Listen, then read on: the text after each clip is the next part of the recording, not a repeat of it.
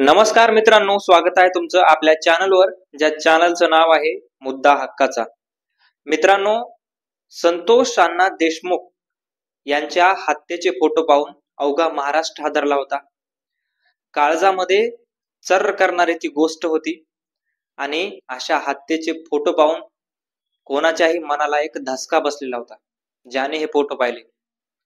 आणि असे फोटो पाहून संतोष देशमुख यांचे जे हत्या झालेले फोटो होते ते फोटो पाहून एका अशोक शिंदे नावाच्या तरुणानं आज आत्महत्या केली आहे।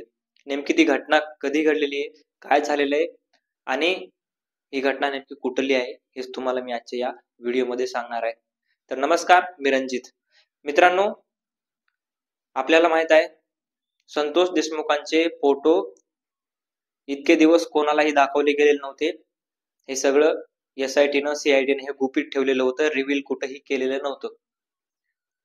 परंतु 3 तारखेच्या संध्याकाळी हे फोटो मीडियामध्ये देण्यात आले, मीडियामध्ये रिव्हील करण्यात आले आणि ते इतके व्हायरल झाले जनसामान्यामध्ये अगदी अर्ध्या तासामध्ये अवघ्या महाराष्ट्रात ते सगळीकडे गेले, सगळीकडे प्रसिद्ध झाले, व्हायरल झाले।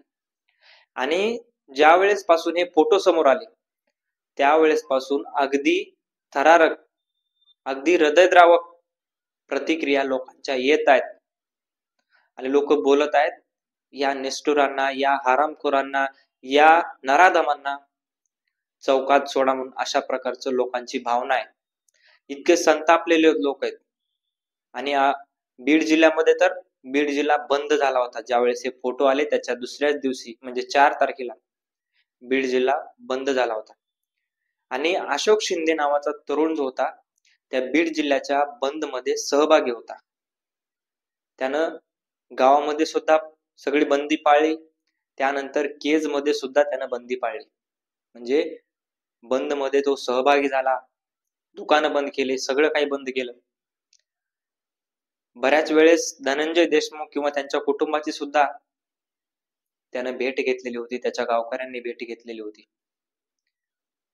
आणि ज्यावेळेस हे फोटो आले त्यावेळेस तो डिप्रेशन मध्ये गेला आणि कोणीही जाऊ शकतं अशा प्रकारचे फोटो होते, इतक्या संतापजनक फोटो होते, ते काळजामध्ये चर करून गेले ते फोटो।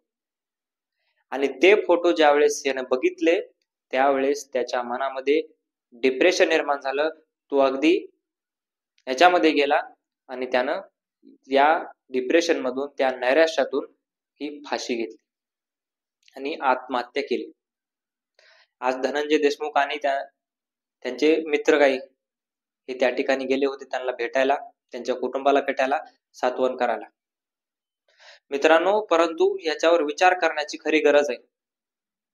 कुठल्याही जरी व्यक्तीचा खून झाला, संतोष देशमुख यांचे हाल हाल करून कशा प्रकारे त्यांना मारलं गेलं हे आपण पाहिलं, परंतु आता आपल्याला लढायची गरज आहे।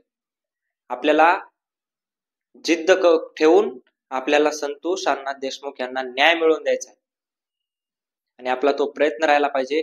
याच्यामध्ये संतोष अण्णा देशमुख यांचे जे हाल झाले ते हाल इथून पुढे कोणाचेही होऊ नयेत, कोणाच्याही अंगावर अशा प्रकारचे नराधम जाऊ नयेत, म्हणून आपल्याला लढायचं आहे आणि आपल्याला या नराधमांना फाशी देण्याचं काम या सगळ्या महाराष्ट्रातील जनतेनं करायचं आहे। ज्या ज्या माणसाला वाटतंय संतोष देशमुख यांना अगदी हाल हाल करून मारलं गेलेलं, ज्या ज्या माणसाला माणुसकी शिल्लक आहे ना, तो माणूस अगदीच पुढे येणार आहे आणि अगदीच पुढे येऊन तो सांगणार आहे, तो बोलणार आहे आणि न्यायाची भीक जर मिळाली नाही तर न्याय हिसकावून कसा घ्यायचा हा प्रत्येक महाराष्ट्रातल्या माणुसकी असणाऱ्या माणसाला माहिती आहे।